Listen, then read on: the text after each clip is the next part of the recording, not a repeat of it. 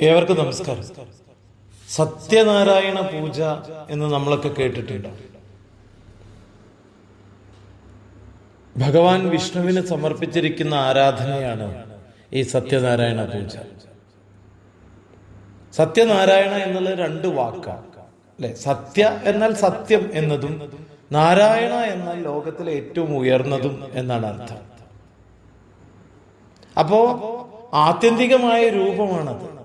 അതായത് ഭഗവാൻ വിഷ്ണു സത്യത്തിന്റെ വ്യക്തിത്വമാണ് എന്ന് നമ്മെ ബോധിപ്പിക്കലാണ്. പുരാതന കാലം മുതൽക്കേ സത്യനാരായണ പൂജ അനുഷ്ഠിച്ചു വരുന്നുണ്ട്. സ്കന്ദപുരാണം, വിശുദ്ധ ഗ്രന്ഥം വരെ പഴക്കമുള്ളതാണെന്നും പറയപ്പെടുന്നുണ്ട്. ഒരു ഹിന്ദു സന്യാസി ഭൂമിയിലെ ജനങ്ങളുടെ ദുരിതങ്ങൾ അവസാനിപ്പിക്കാനുള്ള വഴിയെക്കുറിച്ച് ഭഗവാൻ വിഷ്ണുവിനോട് ചോദിച്ചതായിട്ട് പറയുന്നുണ്ട്. മറുപടിയായിട്ട് ഭഗവാൻ തന്നെ പറയുകയാണ്, സത്യനാരായണനെ ആരാധിക്കൂ.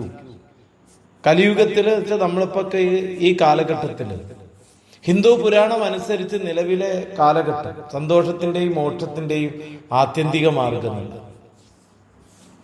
അപ്പൊ സത്യനാരായണ പൂജ ഏത് ദിവസവും നമുക്ക് നടത്താം. അതിനൊരു പ്രത്യേക ദിവസമൊന്നുമില്ല. അതാണ് പഞ്ചാംഗം നോക്കിയിട്ട് പൂർണ്ണ ദിനത്തിൽ എന്ന് വെച്ചാൽ പൂർണിമ, ഇത് ഏറ്റവും ശുഭകരമായിട്ട് നടത്താൻ പറ്റുന്ന ദിവസമാണ്. അങ്ങനെ കണക്കാക്കുന്നത്. സാധാരണയായിട്ട് എല്ലാ മാസവും പൂർണ്ണചന്ദ്ര ദിനത്തില് വിവാഹം, ബിരുദം തുടങ്ങിയ ജോലിയുടെ ആരംഭം, ഇതൊക്കെ പ്രത്യേക അവസരങ്ങൾ നടത്തുന്ന സംക്രാന്തി എന്ന് പറയുന്നത് അങ്ങനെ നടത്തുന്നത്. അപ്പൊ നേട്ടങ്ങളുടെ സമയങ്ങളിൽ, പുതിയ വീട് വാങ്ങുന്ന സമയത്ത്, കുടുംബം തുടങ്ങാൻ, ഇങ്ങനെയുള്ള സമയങ്ങളിലൊക്കെ സാധാരണയായിട്ട് നടത്തുന്ന ശുഭകരമായ പൂജയാണ് സത്യനാരായണ പൂജ. സത്യനാരായണ പൂജയുടെ പ്രയോജനങ്ങൾ എന്ന് പറഞ്ഞത് വലിയതാണ്, അപാരമാണത്. അതിന്റെ യഥാർത്ഥ മന്ത്രം അനുസരിച്ച് ഒരാൾ ചെയ്യാന്ന് പറഞ്ഞാൽ ഏറ്റവും ശക്തമാണ്. നല്ല ആരോഗ്യം ഉണ്ടാവും, സമ്പത്ത് ഉണ്ടാവും, ജീവിതത്തോടുള്ള ഒരു പോസിറ്റീവ് സമീപനം ഉണ്ടാവും, സമാധാനവും സമൃദ്ധി ഉണ്ടാവും, സാമ്പത്തിക പ്രശ്നങ്ങളൊക്കെ തീരും, പാതയിലെ എല്ലാ തടസ്സങ്ങളും നീക്കപ്പെടും. നമ്മളെ ജീവിത പാതയിലെ നമ്മുടെ ദൈനംദിന ജീവിതത്തിൽ പോസിറ്റീവായിട്ട് നമ്മൾ ഉയരും. നമുക്ക് ചുറ്റുമുള്ള എല്ലാ നെഗറ്റീവ് വൈബ്രേഷനുകളും പോവും. നമ്മൾ നടത്തുന്ന ബിസിനസ്, കാരിയർ, ഇതിലൊക്കെ വളർച്ചയുണ്ട്. അനുയോജ്യമായിട്ടുള്ള ഒരു സഖ്യം നമുക്ക് കിട്ടും. ദമ്പതികൾക്കിടയിലാണെങ്കിൽ മെച്ചപ്പെട്ട ഈ പൊരുത്തക്കേടെല്ലാം ഇല്ലാതാവുന്ന ഒരു കുടുംബജീവിതം. ഗർഭധാരണ പ്രശ്നങ്ങൾ പരിഹരിക്കപ്പെടും പൂജാ നടപടിക്രമങ്ങൾ നടത്തിയാൽ. നൈമിഷാരണ്യത്തിൽ സൂത പുരാണിക് ഋഷിമാർക്ക് സ്കന്ദപുരാണത്തിലെ രേവകാണ്ഡത്തിൽ ഈ പൂജ ആദ്യം പരാമർശിച്ചിട്ടുണ്ട്. ആചാര സമയത്ത് സാധാരണയായി വായിക്കുന്ന കഥയുടെ ഭാഗമാണ്. തലേ ദിവസം രാത്രി ഭഗവാൻ ശ്രീ സത്യനാരായണനെ ഓർക്കുകയും അടുത്ത ദിവസം പൂജ നടത്താൻ മാനസികമായി തീരുമാനിക്കുകയും ചെയ്തു എന്നാ പറയുന്നത്. അപ്പൊ നമ്മളുടെ ബന്ധുക്കളും സുഹൃത്തുക്കളൊക്കെ അതിനാ ക്ഷണിക്കുന്നത്. ലൗകിക സുഖങ്ങളിൽ നിന്ന് വിട്ടു നിൽക്കാൻ പാരമ്പര്യം അനുശാസിക്കുന്നത് ഇത് തന്നെയാണ്. പൂജാ ദിവസം അതിരാവിലെ ഭഗവാനെ ആരാധിക്കാനുള്ള അതേ ചിന്തകൾ പുലർത്തുന്നുണ്ട് എന്നുള്ളതാണ്. അതായത് നമ്മൾ ചെയ്യുന്ന മറ്റെല്ലാ പൂജകളിൽ നിന്നും സത്യനാരായണ പൂജയ്ക്ക് ഒരു വ്യത്യാസമുള്ളത്, ഇത് അപാര ശക്തിയാണ് അതിന് പറയുന്നത്.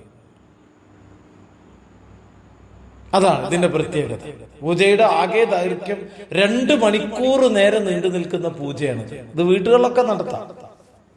ഇത് സത്യനാരായണ വ്രത പൂജ എന്നാ പറയാം. ഈ പൂജ നടത്തണമെങ്കിൽ നടത്തേണ്ട പൂജാരി 7 ദിവസം വ്രതം എടുക്കണം.